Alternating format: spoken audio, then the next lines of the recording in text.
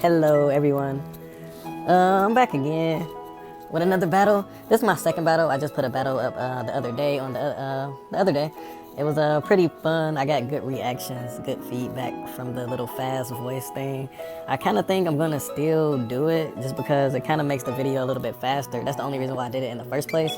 And on top of that, it's kind of a little bit more entertaining with a little squeaky voice, kind of like talking to you. And I know I enjoyed it. I think I'll rewatch the video probably about at least 4 times. So, I mean, I got good feedback on it, so I guess I'm gonna keep doing that. Plus, it makes the video faster. And I think the original video for the last video was maybe 19 minutes, but it ended up being 11 minutes. So, I mean, and it was still good speed. You saw everything that was going on. And I was explaining pretty okay, so, and you can hear the little fast voice, and it's just clear. I want to say it's clear, so I'll just keep doing that. Keep that up before we actually start the battle here. I mean, the battle is going to be going on, of course. I mean, I started out with toxicity. I mean, I can kind of vote switch on everything on the team, outspeed everything, so if I want to just get off a vote switch on anything, I can pretty much just go ahead and go for a vote switch. I ain't choice specs here. I think low amp toxicity is better than the other form, even though the other form does get shift gear, which means it can power up its dunk shot. And technically, if you G-max it or D-max it, you can go for a max ooze, which will also upgrade its special attack. So it can be a really good mixed attacker. But I mean, I just like low better, just because I like running one type of set on it. Just modest, splash bombs, thunderbolts.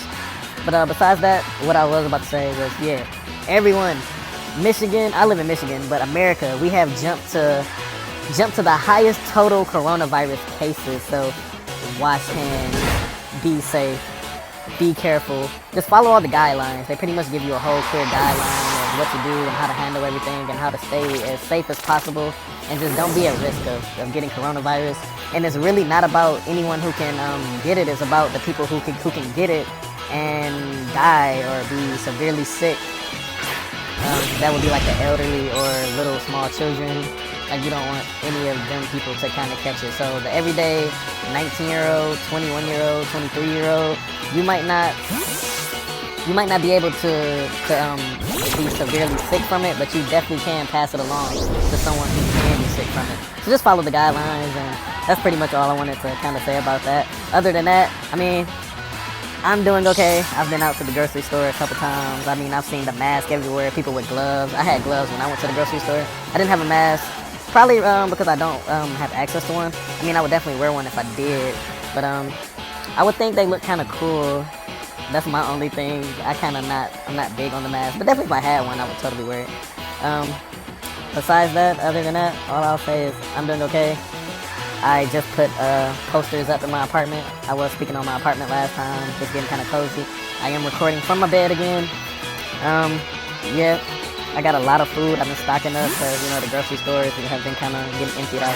I got posters up. I got Spider-Man poster, Jin Kazama poster from Tekken. I got, just starting out poster project. So yeah, I'm doing good. I got some other poster stuff I'm going to put up within the next couple weeks. But yeah, totally. So that's all I kind of want to, I guess, little update. I mean, this battle here, it wasn't really, I don't think it was too long, actually. I think it was kind of, it got kind of straightforward towards the end. But yeah, if you want to pick up from here, I kind of switched out my Ferrothorn. I switched out my Ferrothorn on, I believe his Gudra, because his Gudra has Fire Blast. But his Gudra Fire Blast and hit my Polteageist and got his Fire Blast disabled by the Curse Body. So what I wanted to do was just switch right back in with Ferrothorn, because you can't use Fire Blast. So I was going to just get up maybe Leech Seed or something like that. Especially if he's not Sap Sipper. But he ended up double switching and bringing out Hydreigon. And Hydreigon, of course, runs Flamethrower. I mean, I know I run Flamethrower on mine or Earth Power. I know they run Flash Cannon too with Stab. But it can either run Flamethrower or Earth Power, so I'm not really sure. So I ended up just switching out. I got into the situation. I think I sacked off my Polteageist to the Hydreigon. I came back out here where Darmanitan, and if you was kind of watching there, you would see that I was almost very close to clicking Superpower, and I really wish I had did that. If I had hit Superpower, this Hydreigon literally would be no more. He would not be in this battle, like, at all. So, with that being said, the Hydreigon actually survived the U-turn that I went for, so I pretty much had to go into my my Gudra here. Since he switched out, it kind of just told me straightforward that he's Choice Scarf or definitely Specs, but I do believe Scarf would be the better option for me to think that he had, I guess. But yeah, so Hydreigons are usually scarf. I know I run choice scarf Hydreigon. My other set is actually not specs, it's actually focus size, nasty plot. I do a lot of web teams sometimes, like sticky webs are really good in this game. Like I'm not, I never was a big fan of them, really, but I don't know. In this game, Gen 8, it just works for me a lot. So I use a lot of focus size, nasty plot sets. That's for Lucario, Hydreigon, Celebi, Mew, maybe a couple other mons that it might be good for. Of course, Cloyster is a focus size set. Anything Swords Dance, maybe nasty plot. So yeah, so he's gonna end up switching out his Hydreigon and going into Lapras here.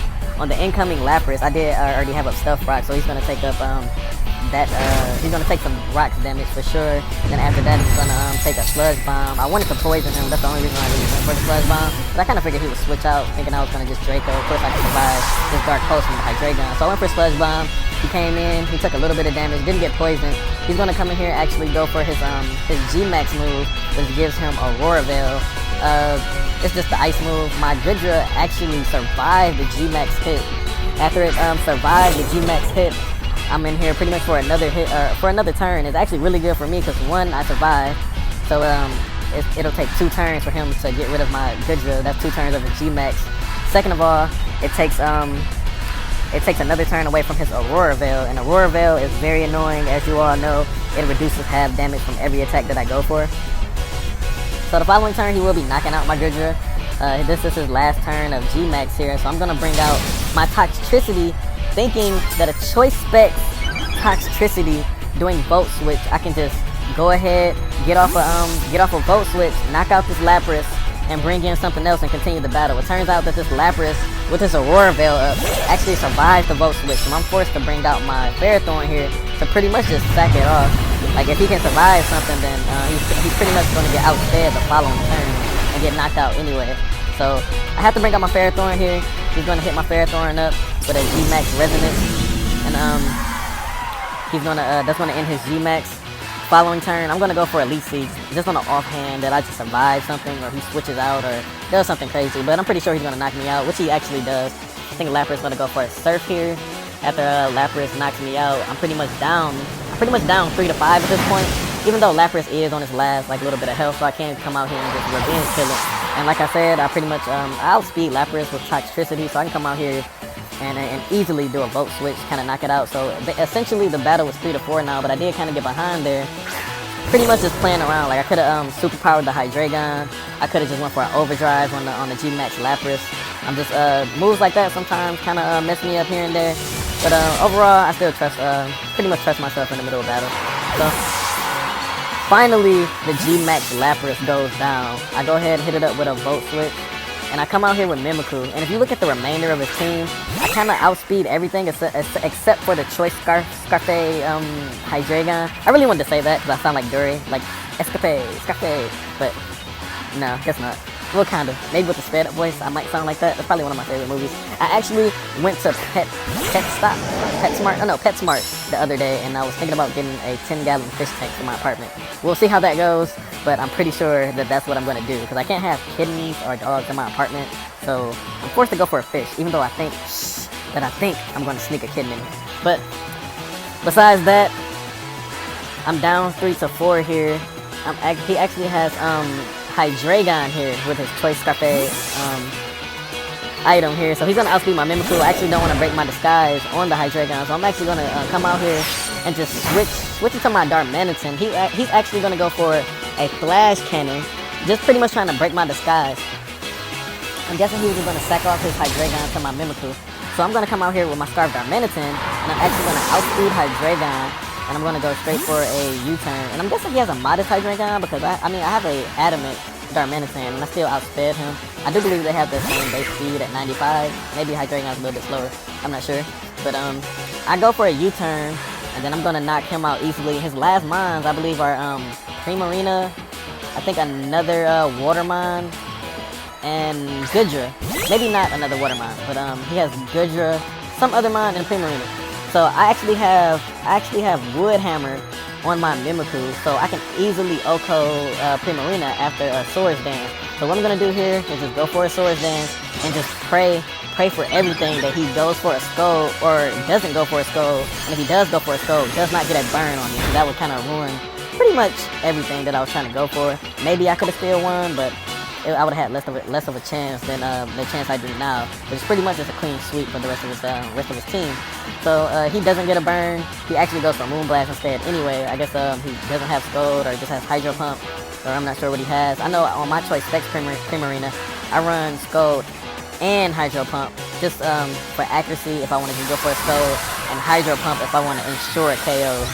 So this turn here, I'm going to go ahead and Dynamax my Mimikyu. Oh yeah, and like I said, I do Dynamax in my battles and G-Max only if the other person wants to, because I actually love Smogon, I love OU, I love UU all without Dynamax. But if the other person wants to do Dynamax or G-Max, then I'm okay with it.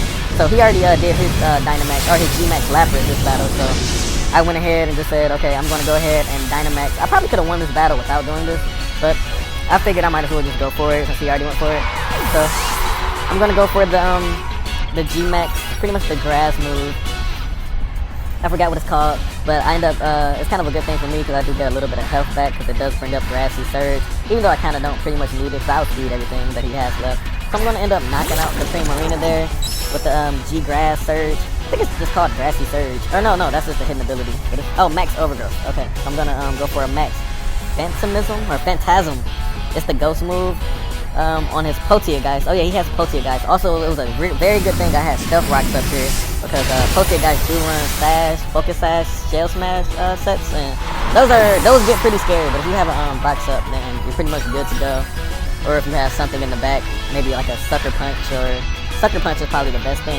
I know one of these tried to set up on me in another battle, and I had Grimmsnarl, who was already bulked up, go for a Sucker Punch and just knock it out after one of the Shell Smash. So I'm going to easily be able to knock the Polteageist out. His last mon is actually Goodra. And of course, I'm a fairy type. I can go for Max Starfall, and he's going to easily just go down. So this was a pretty good battle. It wasn't that long. It wasn't too bad at all, actually. Oh, well, one thing I need to do is remember the trainers I'm battling. The guy who I battled in the first video I put up the other day, his name was David. I battled him off of Discord. And I actually have my own Discord server, and that's going to be in the description. We battle in there. I'm actually in a draft league. I'm probably going to do my own draft league upcoming, maybe soon, I'm not sure. Maybe like April, May, I don't know. But, so I ended up beating this guy, this last mon going down. So definitely thank you for watching it. I guess we both have the Satanism there. Just kidding on my part. Maybe not, I'm not sure. But anyway, goodbye. Thank you for watching. See ya!